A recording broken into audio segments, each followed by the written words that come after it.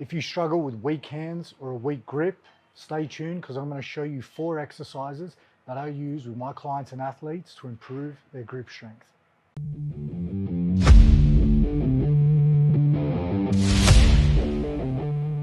So most training programs, and you'll see on social media, a lot of people will think there's not much value in training your hands directly. But if you think about it, your hands are first point of contact, especially in grappling scrambles. You have to grab, control your opponent, move your opponent in different directions in order to set up takedowns or whatever it may be.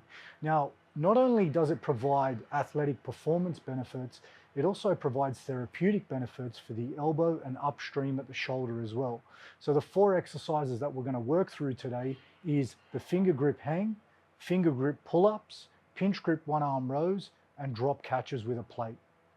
It's no surprise when you look at rock climbers, they have some of the best grip strength across any other sport. They train their fingers and hands individually. You'll see them use things like this where they'll be hanging and training 1 or 2 fingers at a time. And power to weight ratio, they are some of the most freakish athletes when it comes to moving their body through space using their hands. So I've been riddled with elbow pain. I dislocated my elbow during freestyle wrestling practice. I went rock climbing with my son, and I can tell you this, my elbows felt fantastic after it. So this is why I've pretty much started to explore with training my fingers and hands isometrically and giving some more attention to those areas. So the first exercise we're working on is a finger grip hang. Now, all you're going to do is loop your fingers over the bar. I've got 4 fingers over the bar here. I'm not using my thumb in this exercise. All I'm going to do is just hang in this position. It's fairly easy to execute. And we're just going to hang for a period of 30 to 60 seconds to start with. Now, obviously the less fingers you have on the bar, the harder it's going to be, the more force you're going to have at that site of the finger. So for example, I've got 2 fingers on the bar. It's going to be a whole lot harder to hang here. So I would recommend anywhere between 30 to 60 second hangs. This is a yielding isometric. It's not going to be too tough. Start with 4 fingers and then progress your way with less fingers over time. So moving on to exercise number 2, which is a progression from the hang. We're now going to be adding a pull-up into the hang. So it's going to be fairly spicy. And I think this one's going to be really hard if you were to try and do it with less than 4 fingers, but we'll see how we go. Same principles apply here. Just going to start from a hang. But now we're pulling with our fingers just on the bar. Now the reason why I like this so much is it really strains the flexors here. You're really going to get a nice contraction through the forearm flexors, and it's going to be great for anyone dealing with golfer's elbow. Now I wouldn't use this in the early stages of rehab. I'd probably use it in the middle stages of rehab so you wouldn't poke the bear, as it is a fairly potent stimulus. So the rep scheme for this, I would use reps in reserve. So I'd take it close to failure, maybe 1 to 2 reps in reserve when you are performing this exercise. Exercise number 3 is a pinch grip one-arm row. We use this variation a lot in combat sports performance. It's a personal favorite of mine. So what it looks like is we're just going to grab a squat post. Now your squat post may be thicker than mine or it may be thinner. It just depends on what actual post you have access to.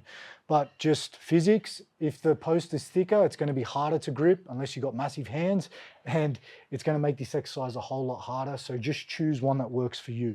Now to start this exercise, we're going to keep the fingers long. I'm grabbing a collar here just to demonstrate for today. All we're going to do is get a nice strong grip here. We don't want to ball up the fingers. That's something you see a lot on social media. People try to curl their fingers up. We want to keep the fingers long so we can actually get the hands and the fingers doing their job correctly. Now, all I'm going to do from here is eccentrically load down into this position where I've got full extension. Now, you're going to experience the most amount of force through the fingers and hands when you are actually in this bottom position, because you've got the most weight that you have to stabilize and support in this grip exercise. I'm then going to pull myself back up and then slowly lower back down into that position.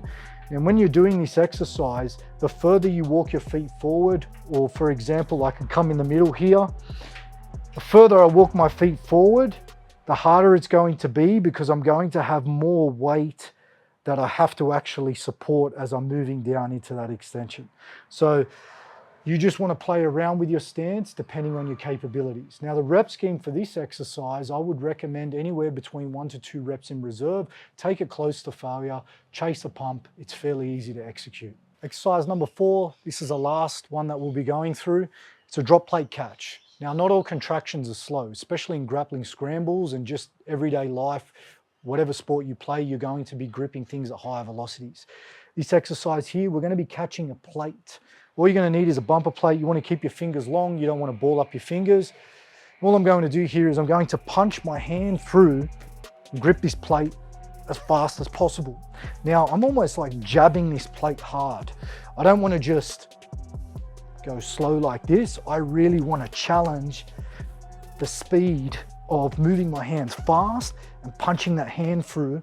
And I don't want to see that plate dropping down towards the floor in between each grip. I want to imagine that I'm just replacing each grip every time so that I'm moving those hands at really high velocities and getting those fingers and hands to grip aggressively with the plate. Now, main points of performance here, you want to keep your fingers long. We don't want to keep the fingers scrunched up like this, or it's just too slow when we're switching.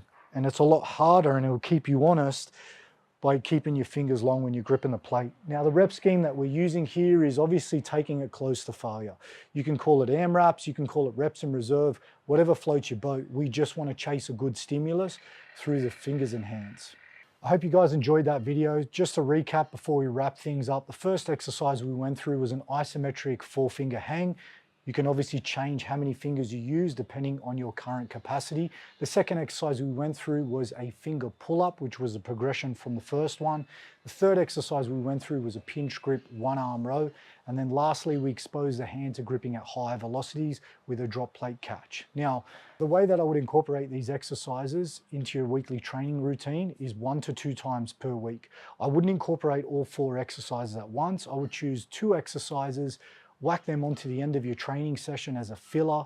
Whether you're doing a full body or an upper body push-pull day, it doesn't really matter. It only takes around 10 minutes to get through if you want a really good stimulus on improving your elbow health and building strong grips. If you need help with physical preparation for combat sports and you want a better idea of how to incorporate grip strength training into your routine, check out Combat Sports Performance. And if you're someone who's dealing with a cranky elbow and you need more of a tailored approach, check out one-to-one online coaching.